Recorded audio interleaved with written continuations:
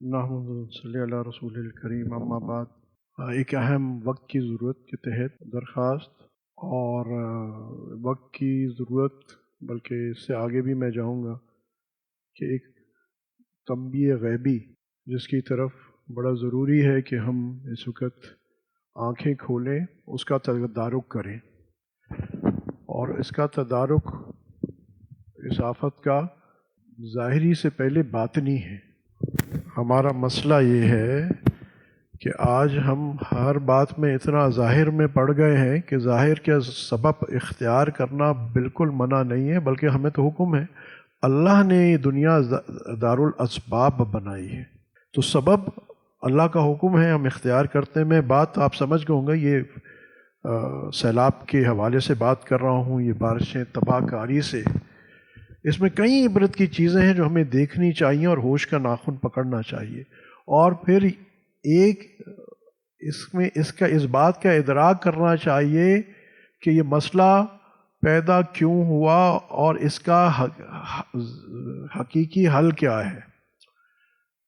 جیسے کوئی آدمی کو کوئی اگر بیماری ہو رہی ہوتی تو ڈاکٹر کی پہلی کنسرن یہ ہوتی ہے کہ اس آدمی کو یہ بیماری شروع کیوں ہوئی۔ کسی کو ہارٹ پرابلم ہو رہا ہے تو صرف ڈاکٹر اس کو پین کلر دے کے بٹھا نہیں دیتا، وہ پھر تحقیق کرتا ہے کہ یہ ہوا کیوں، تاکہ جو اس کا روٹ کاز ہے، جڑ ہے، وہاں سے اس کو پاک کیا جائے۔ جب تک وہ جڑ سے پاک نہیں ہوگا تو دوبارہ ایک بار اس نے ڈاکٹر نے دل کا مریض ہے اینجسڈ دے دی، وہ دے دیا، ٹھیک ہو گیا، کچھ دن بعد پھر ہو جائے گا۔ تو یہ بھی تشخیص بہت ضروری ہے کہ مسئلہ کہاں ہے، کیونکہ حل پھر وہیں سے شروع ہوگا، ایک بات۔ اور پھر یہ مسئلہ کہاں سے آیا ہے، جہاں سے آیا وہیں سے حل ہوگا۔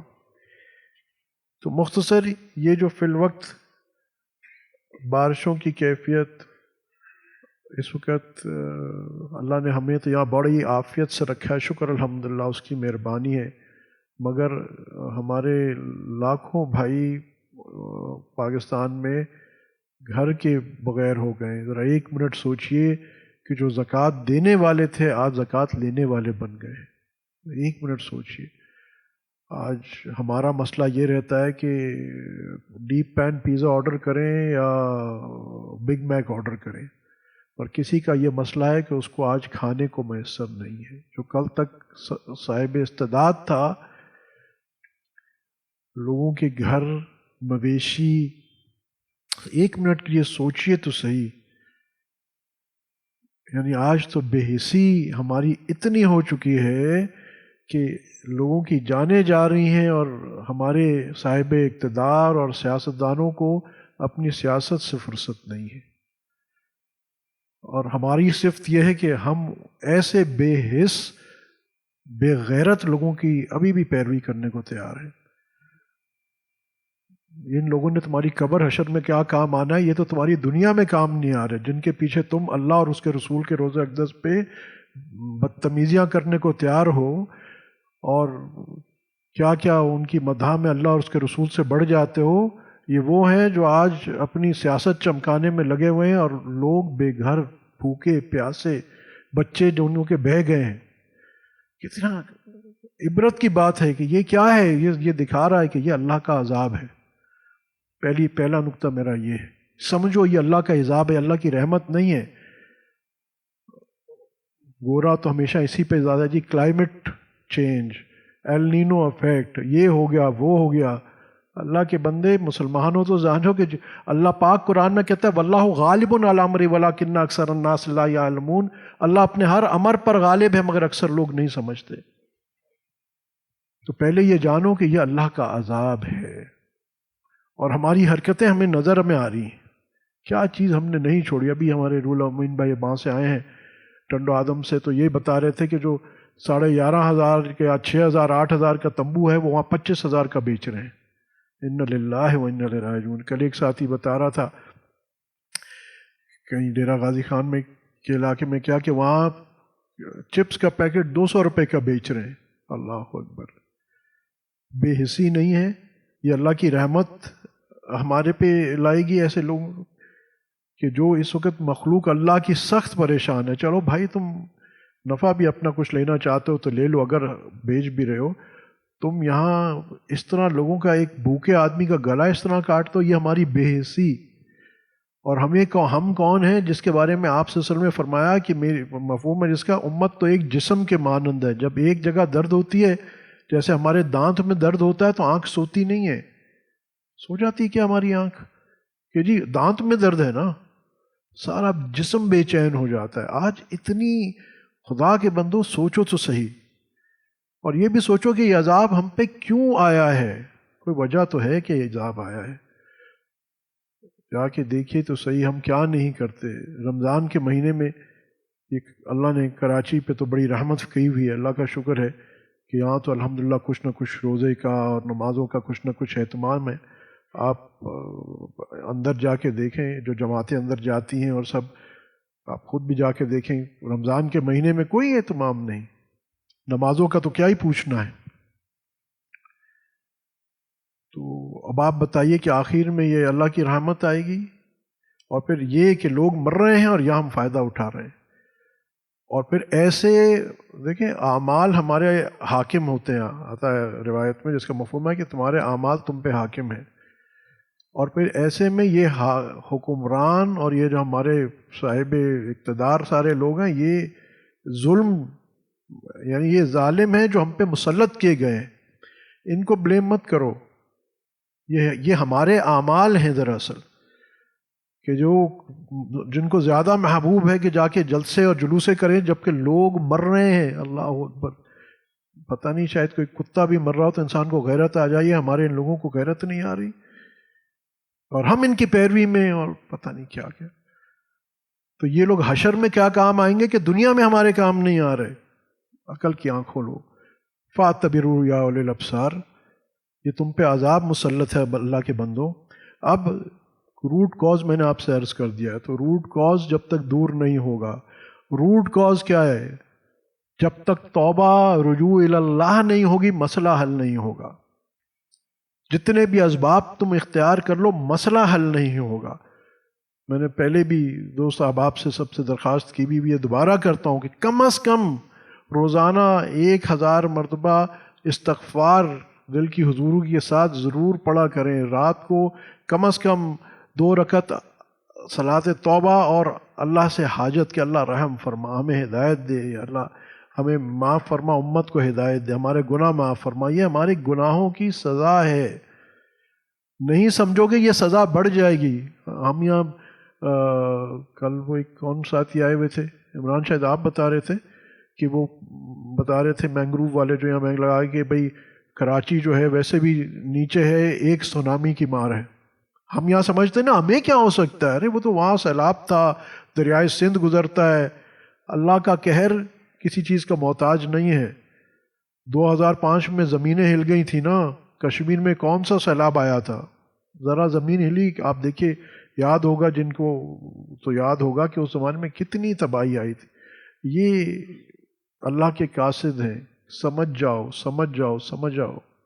تو پہلی جو بنیادی چیز کرنی ہے، جس سے شروع کرنا ہے، یہ لوگوں کی مدد کیا کرو گے؟ سب سے پہلی اپنی اور لوگوں کی مدد یہ ہے کہ توبہ، رجوع اللہ، سچی توبہ خود کرو اور لوگوں کو اس پہ لاؤ کہ اللہ کے بندو اس وقت اللہ سے توبہ کرو، جو تم سے قصور ہو گئے، اللہ معاف کرنے والا غفور الرحیم ہے۔ اللہ پاک کہتے ہیں وَمَن يَعْمَلْ سُوءًا أَوْ يَظْلِمْ نَفْسَهُ ثُمَّ يَسْتَغْفِرْ اللَّهَ يَجِدِ اللَّهَ غَفُورًا رَحِيمًا، جس کا مفہوم ہے کہ جس نے قصور کا برا عمل کیا تو اس نے اپنے نفس پہ ظلم کیا، مگر ثم جب اس نے پھر توبہ کر لی، تحقیق گارنٹیڈ پائے گا اللہ کو غفور الرحیم۔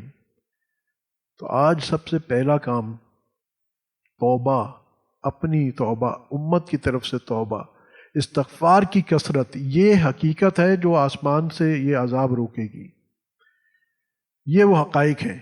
ورنہ زمین دیکھ لیجئے کس نے کیا کر لیا، کیا پاکستان، کیا امریکہ، جب اس طرح کوئی آسمانی طوفانی آتی ہے، آپ کو یاد ہوگا سونامی آیا تھا جاپان میں، اتنے بڑے آرگنائز لوگ اور اتنی بڑی طاقتیں، کیا کر لیا؟ کچھ نہیں، انتظار کرتے رہے کہ جب وہ تباہی کر کے چلا جائے تو پھر اچھا پھر کریں گے۔ اللہ کی جب اوپر سے حکم ہو جاتا ہے کسی مائی کے لال کی طاقت نہیں ہے. تو اس کا حل بھی کیا ہے؟ اللہ کا دامن پکڑنا، دوسرا کوئی حل نہیں ہے. تو یہ سمجھ جائیں. نہیں سمجھیں گے کوئی بات نہیں، قصور جو عذاب آئے گا وہ ہم پہ آئے گا، اللہ کا کوئی نقصان نہیں. تم اللہ کو کیا بگاڑو گے؟ جہالت ہے نا ہماری. تو سب سے پہلی بات توبہ استغفار، سچے دل سے توبہ کیجیے. امام غزالی رحمہ اللہ فرماتے ہیں کہ تم اس گناہ پہ بھی توبہ کرو جس پہ تمہیں یقین ہو کہ مجھ سے یہ توبہ ٹوٹ جائے گی.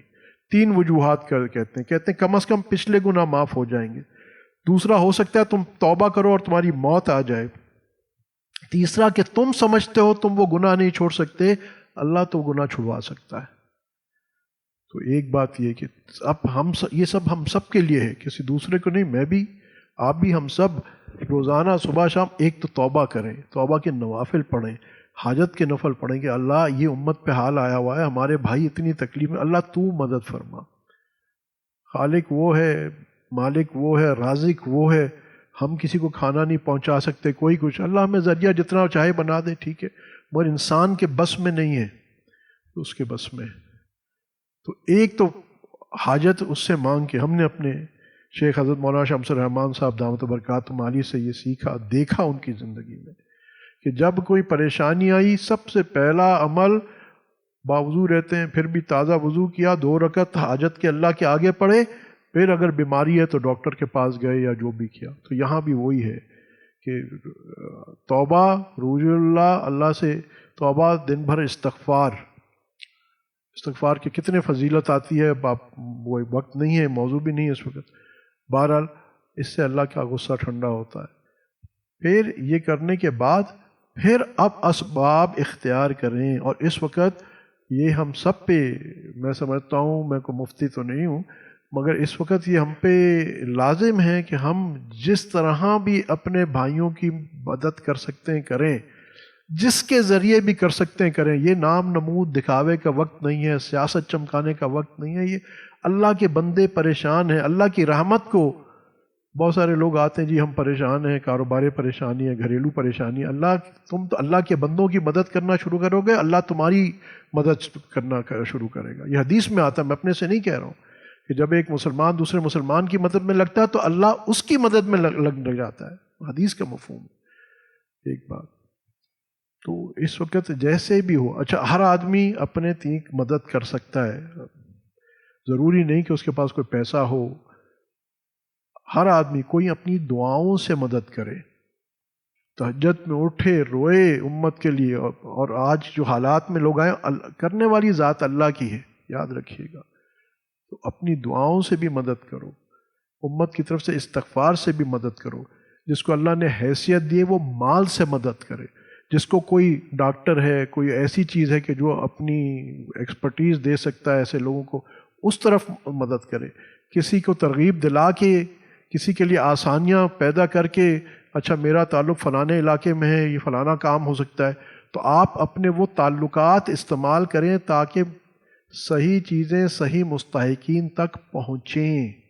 ہم میں سے ہر ایک، میرا مقصد کہنے کا یہ، کوئی آدمی یہ نہ سوچے جی میرے پاس تو کروڑ روپیہ نہیں ہے، میرے پاس تو کوئی سبب نہیں ہے، میں تو کسی کو جانتا نہیں ہوں. کچھ نہیں ہے، تم اللہ کو جانتے ہو. کم از کم یہ تو کر سکتے ہو کہ اٹھو اور اللہ سے رجوع کرو اور اللہ سے مانگو کہ اللہ تو مدد فرما. ہر آدمی کچھ کر سکتا ہے آج. اور شاید یہ تنبیہ ہے ہمیں، اللہ پاک چاہ رہا ہے. اللہ پاک وہ کہتا ہے تم زمین والوں پہ رحم کرو، آسمان والا تم پہ رحم فرمائے گا. تو اس واسطے ہم نے بھی اس واسطے دوست احباب آج بھی گئے ہوئے ہیں سندھ کے انٹیریئر میں، الحمدللہ ترتیب بنی ہوئی ہے. اور